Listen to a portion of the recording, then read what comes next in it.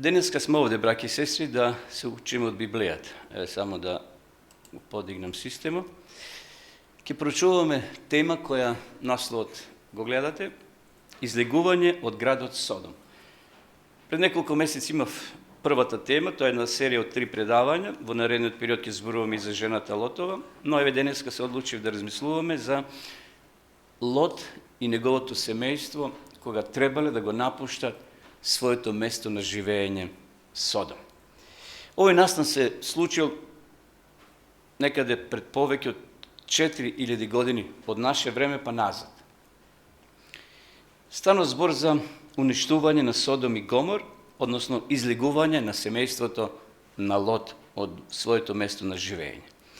Можеби ние мислиме дека се знаеме за овој настан, бидејќи често пати читаме, слушаме и можеби веќе ни е досадно. Меѓутоа, верувам дека нешто барем малку ќе слушнеме ново или ќе се потсетиме за некои работи што сме ги знаеле, а сега да се потсетиме. Ова слика илустрира таа слика или тој момент, тоа време кога навистина Лот и неговото семејство, женат и двете ќерки, гледате што понеле со себе. Скоро ништо. А сепак живееле во еден убав град, богат град. Кој ќе зборуваме за Лотовата жена во наредните предавања, ќе кажеме дека очигледно, не е точни податоци, но жената на Лот била домакинка, односно потекнувала од Содом. Така некои теолози имат сознание. Значи, таа веќе имала длабоки корења таму. Имала пријателки, имала пријатели, имала роднини, би си рекло. Така да, како и да е, не е важно. Важно сега семејството, мора да го напушти своето место на живење. Главната улога денеска ќе биде Лот. Еве што значи Лот, покривач. Тоа е неговото значење. Значи, тој како внук на Аврам имал изграден духовен живот. Не смеме Лота ние така да го напаѓаме како човек кој имал неверие во Бога и бил алчен за пари. Не го гледаме во тој контекст, иако има некоја доза и на тоа, но сепак тој бил човек чесен, побожен, израснал во едно домашно воспитување, христијанско денеска би рекли со модерни зборови. Но Лот исто така како и Аврам бил доста имуќен, уште дома во своето место на живење пред да го напушти.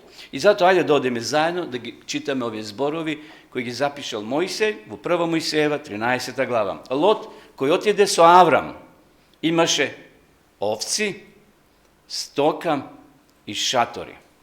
Во тоа време тежината на богатството на еден човек се состоело токму во овие елементи: овци, стока и шатори. Земјата не беше доволно голема за да живеат заедно. Со кого? Со Аврам. Бидејќи има многу добра и не можеа да живеат заедно. Интересно, во следнава слика што ќе ја видиме, едноставно овчарите или пастирите на Аврама и на Лота, односно тие повеќе не можеле да ги пасат, да ги чуват стадата на едно поле. Зашто не само што се мешале овците, туку недостасувало и паша, храна за стоката и морале да се раздвојат. Во време Аврам дава една чудна изјава, еден чуден предлог. Како постар тој имал право, меѓутоа сега тој дава предност на својот внук, на Лота, да направи еден чекор понатаму. Значи, Лот да избере земјата или правецот по кој ќе тргнат слугите и неговата стока, односно шаторите. Дали ако отиде на десно, Лот ќе отиде на лево, односно Аврам ќе отиде на лево. И што се случува? Еве ги пастирите, повеќе не можат да се поднесуваат едни со други и Лот ги подигна очите. Доаѓа сега момент кога Лот ќе направи прв чекор погрешен во својот живот. Ја не знам дали го прашал Бога, кога требало да одлучува или сам под инерција на својот ум донела одлука, вели ги подигна очите и виде дека целата долина на Јордан е добро наводнуван регион. Значи, реката Јордан, а кај што има вода, еве учевме во поуката, кај што има вода има живот. Еден пастор од Хрватска, сега е во длабока пензија, нема да го спомнам името, некој го знаете можеби, Кога требало се пензионира и да бара место на живење, тој одбредно село, близо тамо помало градче, и вели прво што гледав дали има вода. Иако сега се испостави да нема вода доволно. А пред 10 години тогаш имаше резервари и се, меѓутоа пресушил или изворот некој си го приватизирал, бидејќи во неговата нива тој извор бил и така, натаму сега тоа не е важно. Мора да барате прво извор дали има пристапен пат до болница, до лекар, зашто години доаѓаат, како што вели Давид, за кој ќе кажеш, не ми се, милијат, нормално доаѓа старост, болест. Значи, водата е најпрво. Дали има питка вода? Вода е живот. И вели, Јордан е добро наводнован регион, како Господовата градина, како египетската земја, се до сигур пред Господ да го уништи Содом и Гомор. Лот ја избрал целата долина. Пазите сега, внимавајте сега. Мојсей нагласува некои работи. Целата долина. Не оставил парче, не оставил ќоше, не оставил место за Аврамовата стока. Или целата, покажал себичност. И го преселил својот шатор на исток. Својата куќа би рекол. Камп приколка. Знаете, денес има камп приколки како половина од ова сала. И внатре кујна, и спална, се имат. Лот својата монтажна куќа, би рекол, ја преселил на исток. Така се разделија еден од друг. Тоа било тогаш. Ако сега отидете на тоа место, еве како изгледа. Пустиња. Нема оаза. Нема вода. Суво. Ако отидете на YouTube и го барате Лот, неговото место на живење, ќе видите денеска луѓе кои отишле таму и снимале и се увериле дека не е веќе таквото место кај што во тоа време Лот тоа го избрал. Значи, тоа е само една тесна патека покрај реката Нил, која е плодна. Од ова споредба лесно може да се види како било некогаш и како е денеска. Значи, со умножување на беззаконието, дури и природата страда. Кога Адем и Ева погрешиле, освен животните кои се промениле, и што се променило во градината? И самата природа. Гревот влегол и во самата природа. Човекот денеска се повеќе и повеќе уништува планета на која ние живееме. И затоа се појуваат партии или групи на луѓе кои се борат за заштита на она претходното, односно на планетата да се заштити и воздухот, и почвата, и зеленилото за човекот да може да живее што подобро и поубаво. Ајде се навратиме сега на Лот. Ево слика нека ни го илустрира самиот Лот. Лот почнал, на жалост, браќи и сестри, колку повеќе се приближувал кон големите градови, духовно да опаѓа. Пошел да бара подобар живот. Да не ме сватите погрешно, сите треба да бараме подобар живот ако имаме можности. Не е грев тоа да се побара подобри услови за себе, за децата, за еднината. Меѓутоа, она што Бог му го дал на Лота, што му го ветил, тој не бил задоволен. Полека ги преместувал своите шатори и на крајот, вели Библијата, ќе читаме тоа текст подосна, дошол во центарот на Содом. И сега еве го прашањето. Зошто Лот дошол во Содом? Зошто дошол во Содом? Прво, Содом бил богат град. Лот сакал подобар живот. Сакал да си го умножи богатството. Ове не се негации, сето тоа е убаво. Меѓутоа, дали сме способни тоа да го поднесеме? Дали е Бог на прво место? Ако е Бог на прво место, нема проблем. И Аврам бил богат. Уште побогат од самиот Лот. Меѓутоа, ќе видиме каде бил Бог во животот на Аврама, а каде бил во животот на Лот. Значи, Содом бил град просперитет и за семејството, трговски центар, би рекол. Но, ако го забораваме Бога, ова нема да вреди ништо, зашто ќе видиме и во животот на Лот подоцна, тој Бога го ставил како резерва, на страна. Иако длабоко во душата, сите тие карактерни особини што ги стекнал во домот, кога бил поред неговиот чичко Аврам, или како да го наречеме, Аврам влиел духовно, позитивно на него. И тие елементи ќе бидат длабоко во неговото срце, во неговата душа, Иако ќе дојдат други работи, кои ќе го поклопат сето тоа, но ќе видиме подоцна дека тој нема да ги заборави, па и кога ќе биде на врвот во својот живот и кога ќе биде во кремот на општеството во самиот Содом. Бог како полека, на жалост, исчезнал во неговиот живот. Не затоа што тој повеќе сакал да стекне богатство, но само да се подсетиме успат, никој не може да им служи на двајца господари, вели Исус. Зашто или едниот ќе го мразат, а другиот ќе го сакаат, или ќе се приврзе кон едниот, а другиот ќе го презира. Не можете да му служите на Бога и на материализмот. Значи, Библијата е полна со тешки луѓе, условно кажано, луѓе кои били имучни, богати. И треба такви луѓе. Меѓутоа, сепак Бог да биде на прво место, а потом материјалните средства и така натаму она што следува. Сега прашање за нас, што е на прво место кај нас, браќи и сестри? Што ние носиме од овој свет кога ќе заминеме? Ајде малку се подсетиме за еден многу познат човек. Го читате името, Џон Рокфелер. Сигурно сте слушнале за него, сте слушале, сте читали така натаму. Само едно мало подсетување. Тој бил еден од најбогатите луѓе во свое време. Сега е покоен, меѓутоа на 53 години, кога имал, тој се разболел од една многу тешка болест. 53 години. 53. Релативно млад човек во најубавите години кога е продуктивен. И се вели во неговата карактеристика, толку бил болен, што јадел само по еден бисквит на ден. Сакав да донесам бисквит, да го илустрирам и малку млеко. Значи, во чаша ќе натопи бисквит и ќе го изеде. Не можел повеќе да голта, не можел повеќе да јаде. Лекарите му рекле дека му останува уште 6 месеци на живот.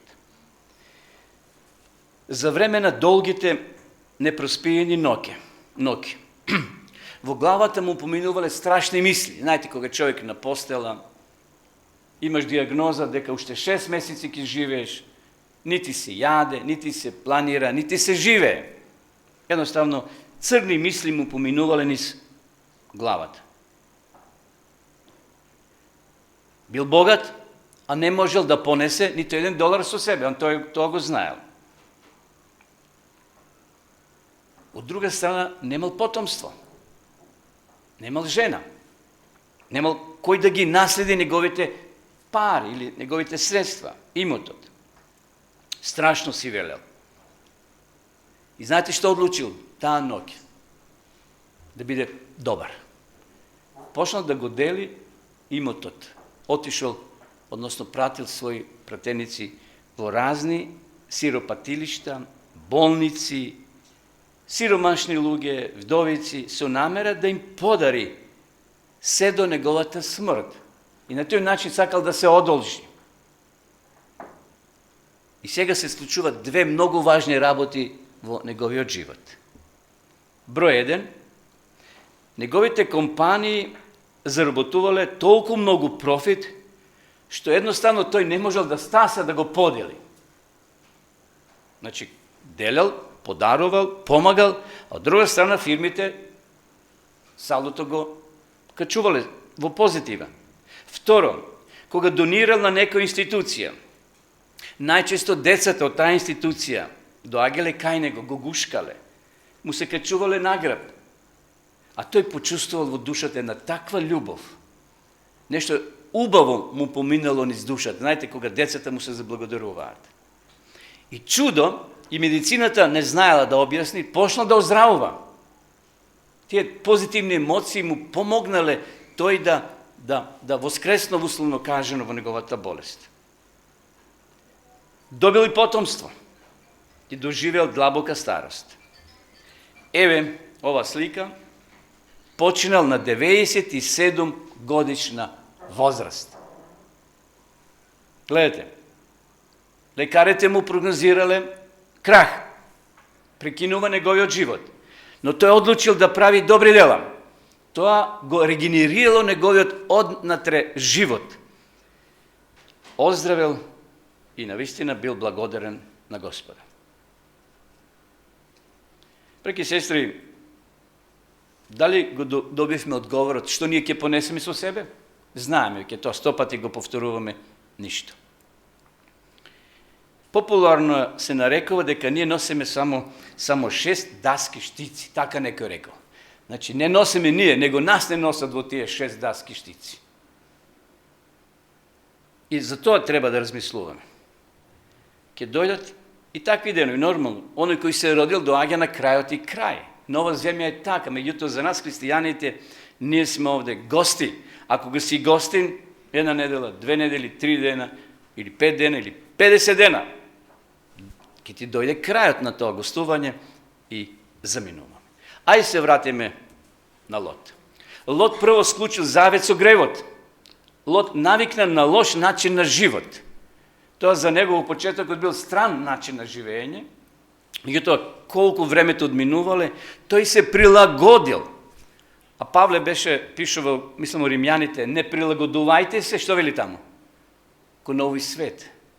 Да, ние сме дел од светот. Кога Исус во Јовани 17 глава се моли за своите ученици, вели, јас не се молам вие да излезете од светот, да побегнете. Тука сте, вели Божие, односно Оче, сочувај ги таму во светот. Ние сме дел од овој свет и тука ќе живееме до Христовото второ доаѓање. Преки сестри, овде гледаме дека Лот почнал да се навикнува на таа култура во Содом. Тој се изедначил и надворешно, и скоро внатрешно, и не се разликувал од останатите жители во Содом. Тој наликувал, почнал да наликува на жителите во тој град. Постои една изрека, с ким си такав си, или да ја преведеме, со кој си таков си. Честа појава кога младите луѓе почнуваат, например, да пушат. Јас знам, во моје време, моите другарчиња, бидејќи претежно се дружевме со деца протестанти, значи у селото има и православни протестанти, меѓутоа некој почнуваа таму на 8-10 години да почнуваат и ми дава и мене. Јас викам, не пушам. И често пати знаат да те изолират, кога не пушиш, кога не пиеш, и те стават на страна, како нешто обележано. И ако не си храбар и силен да издржиш, може лесно да станеш плен.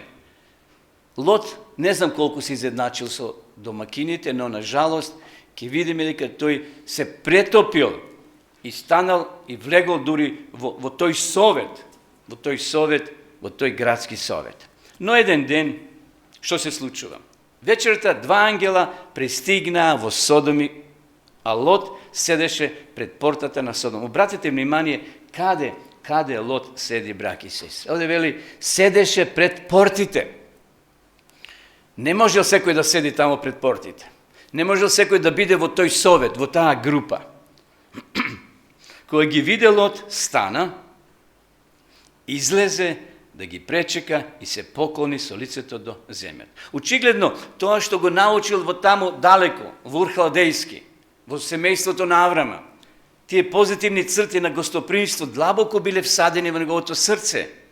И понатаму што се случува? Кога Лот ги виде, стана, излезе да ги пречека и се поклони со лицето до земја. Очигледно видел дека тоа се странци, не се домашни луѓе, тој ги претежно препознавал.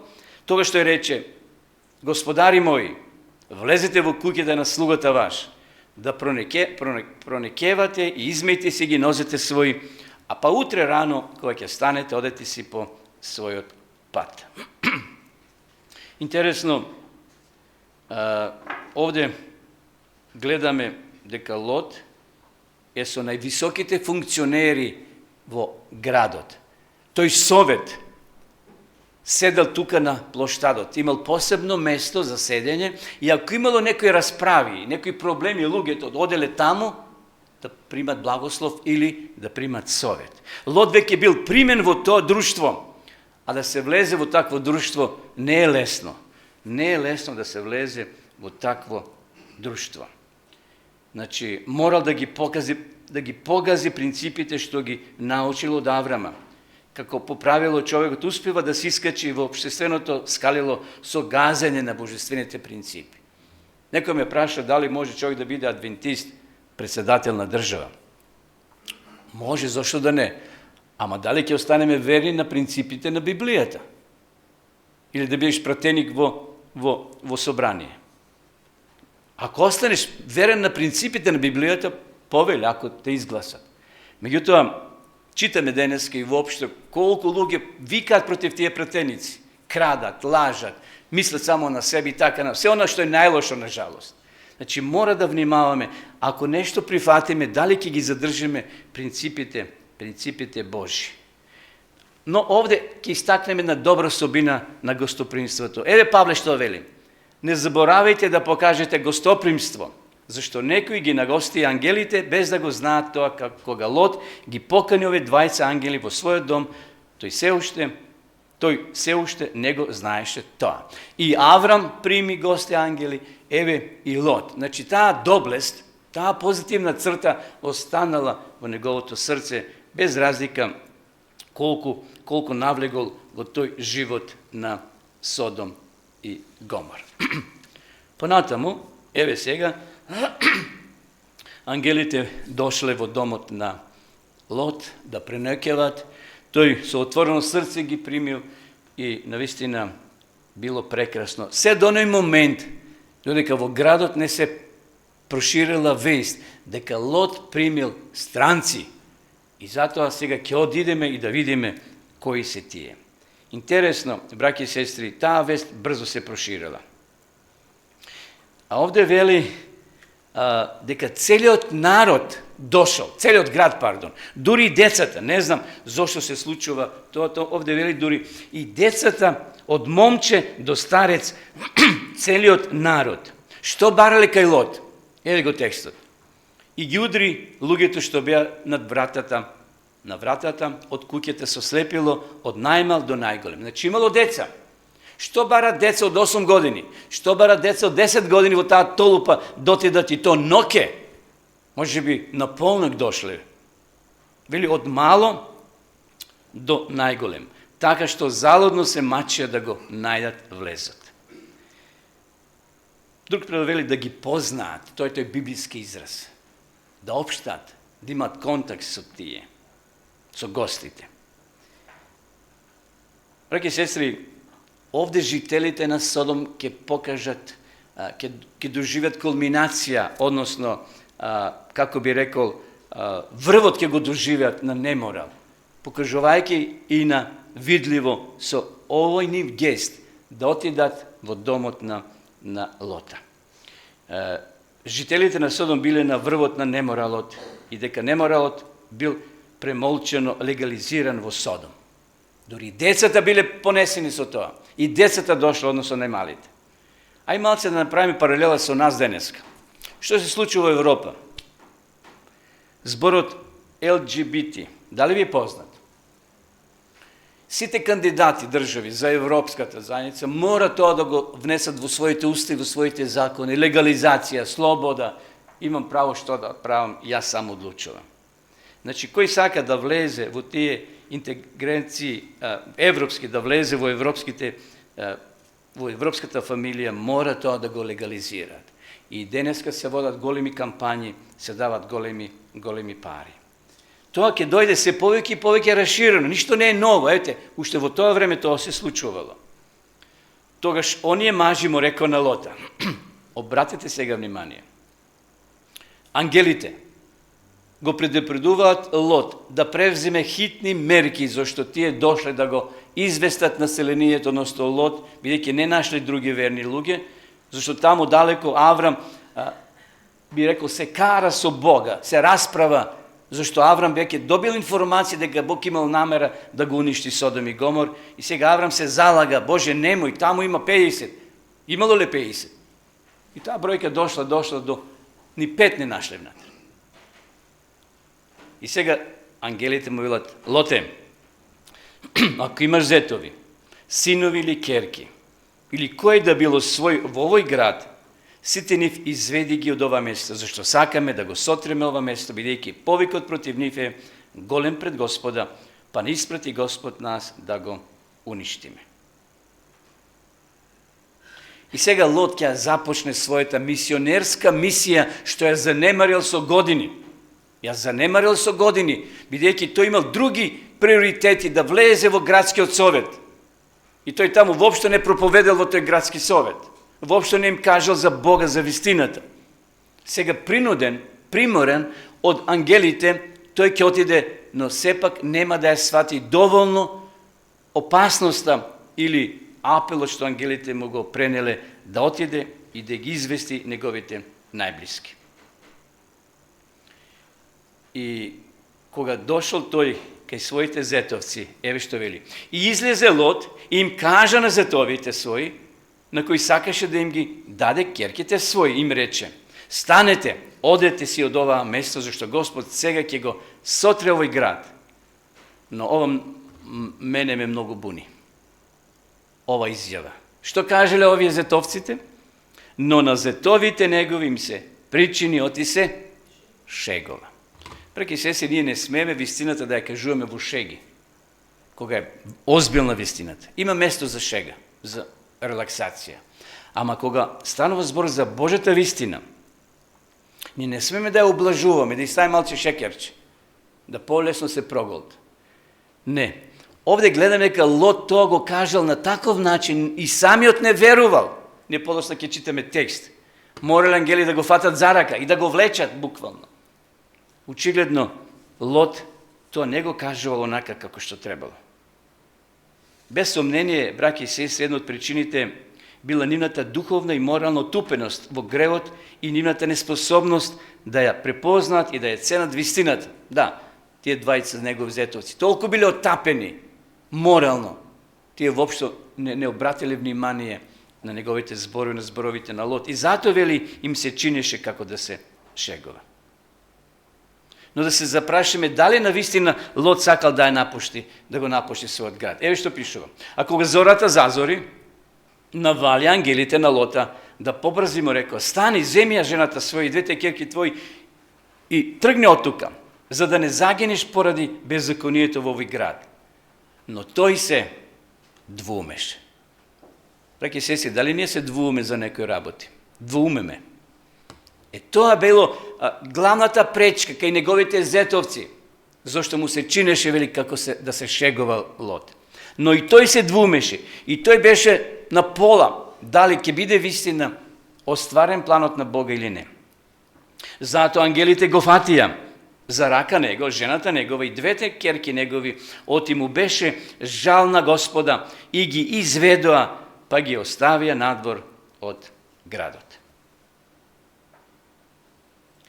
Реки сестри, овие стихови јасно ни покажуваат за колебливоста на Лот. Тој се колебал дали да го напушти Содом или не. И денеска ние се можеби двумеме дали ќе биде Царството небесно онака како што Бог го ветел. Или пак тоа е само така приказка. Меѓутоа, пишува овде во 16 стих: тие го фатија, му беше жал на Господа. И на Господа денеска му е жал и за тебе и за мене, за сите нас. Но кој ќе дојде тој ден на одлука, ќе мора Бог да одлучи. Сега сите ние сме во фаза кога може да се покаеме, кога може да бараме прошка од Бога, а Бог е подготвен да ни помогне. Бог вели: бегај да ја спасиш својата душа.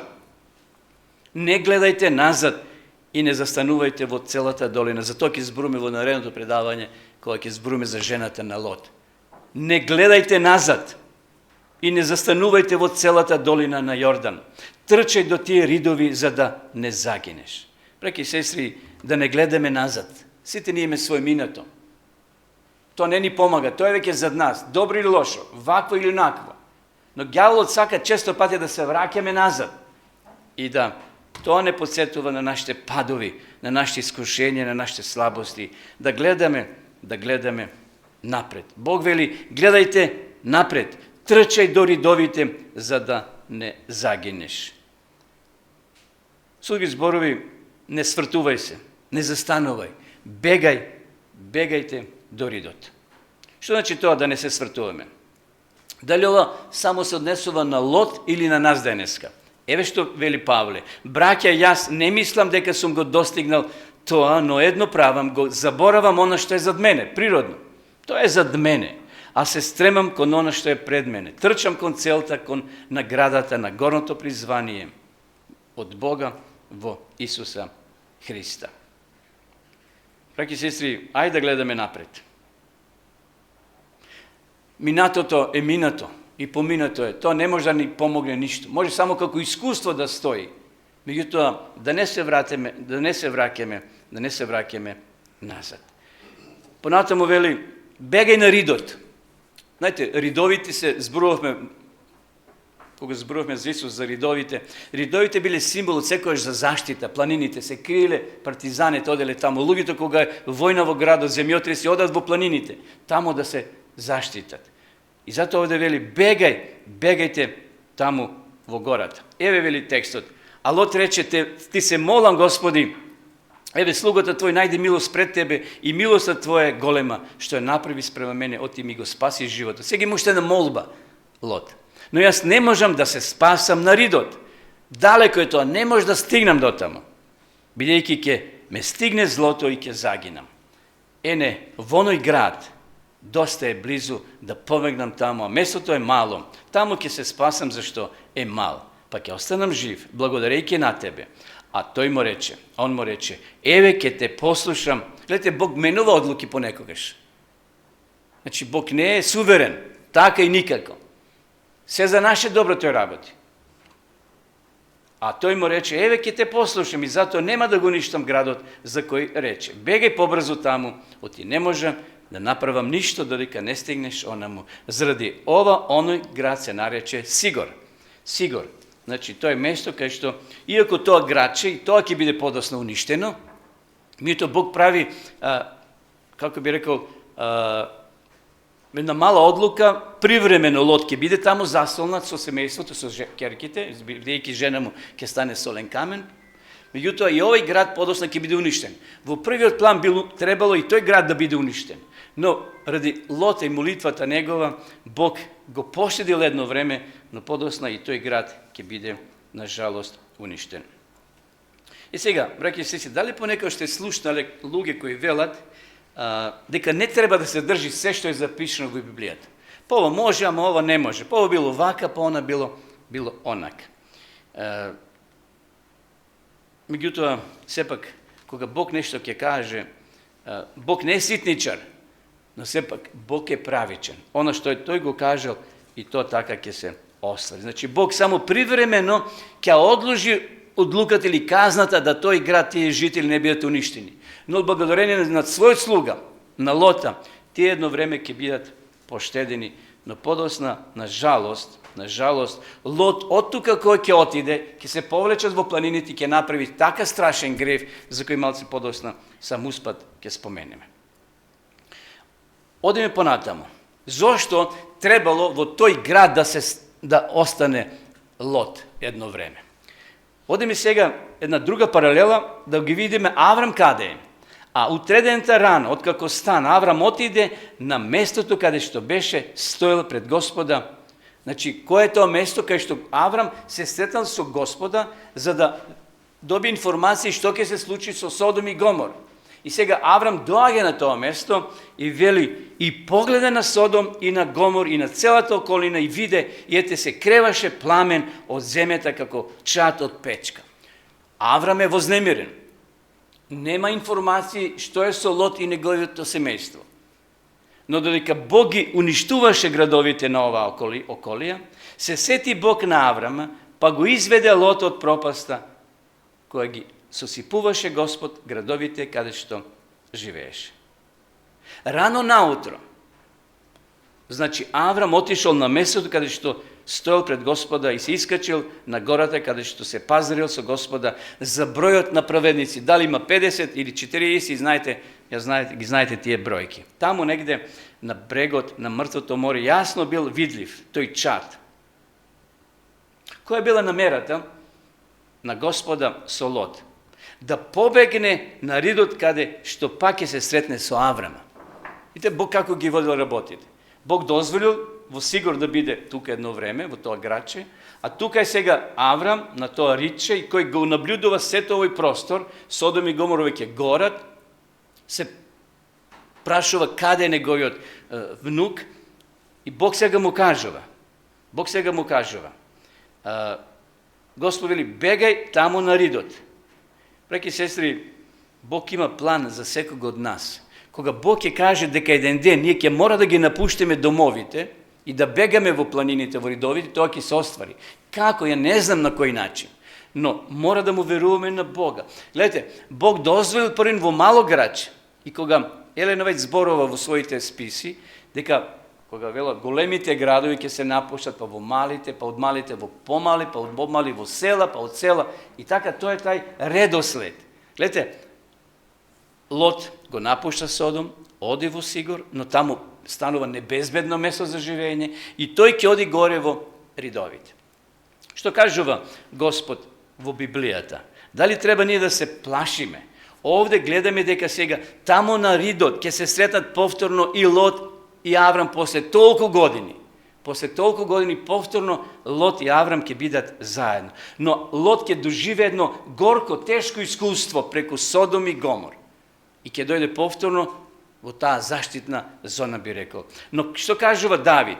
Ги кревам очите мои кон Тебе, Господе, кој живееш на небесата, ете како што се очите на слугите свртени кон рацете на господарите нивни, како очите на слугинката кон раката на господарката нејзина, така и нашите очи гледаат кон Господа. Нашиот Бог се додека не се смилува.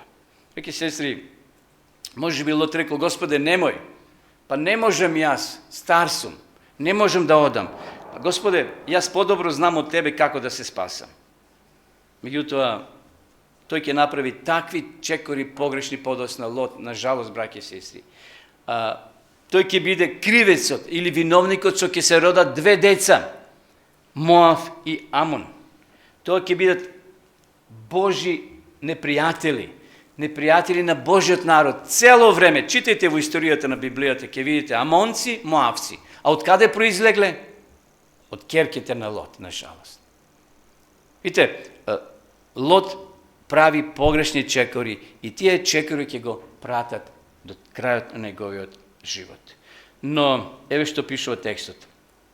Но додека Бог ги уништуваше градовите во наоколија, се сети Бог на Аврама, па го изведе Лота од пропаста, кога ги сосипуваше Господ градовите каде што живееше Лот.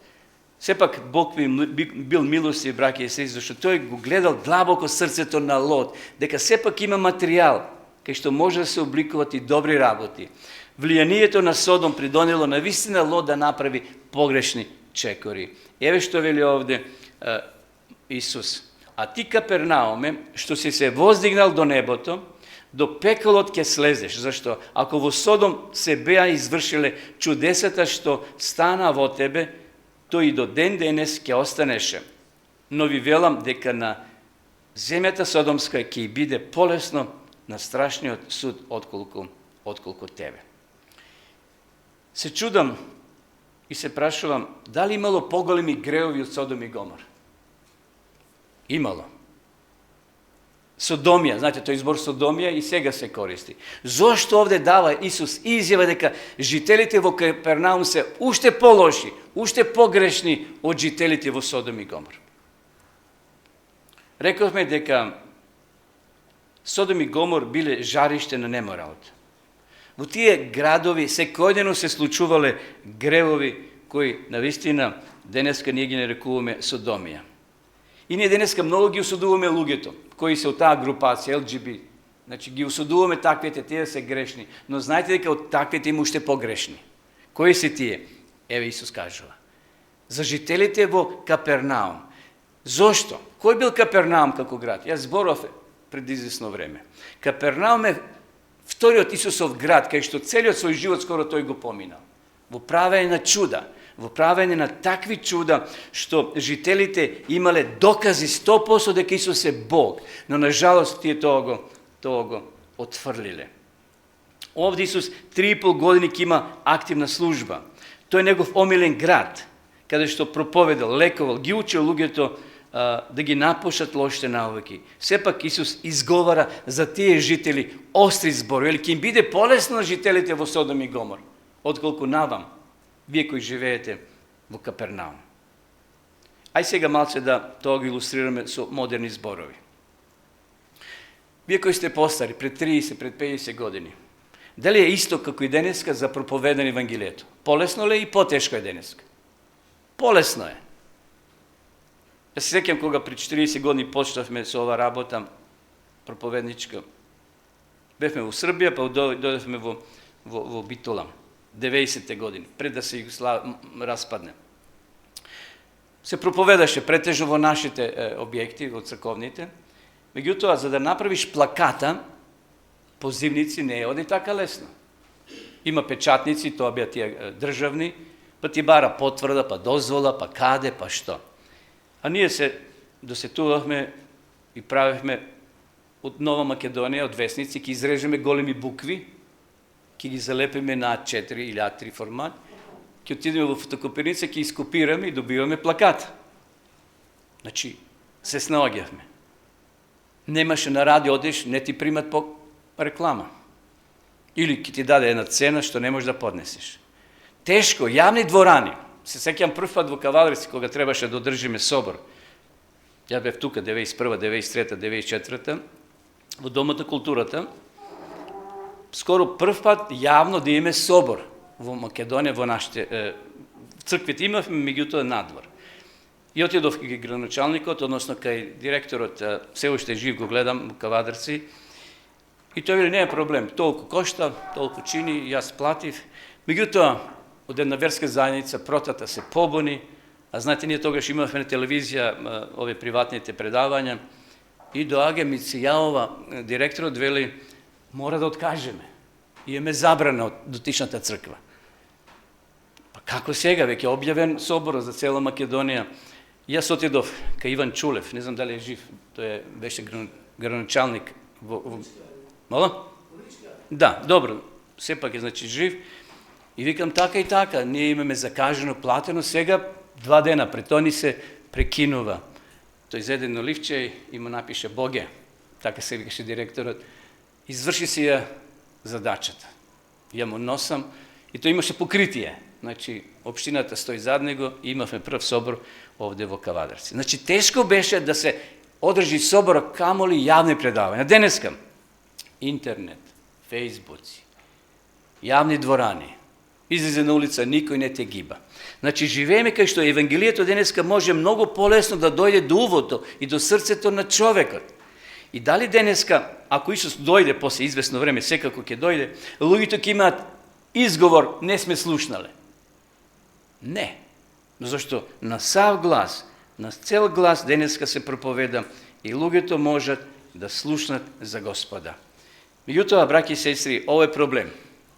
Овој народ се приближува до мене со устата своја и со устните ме почитува, а срцето негово стои далеко од мене.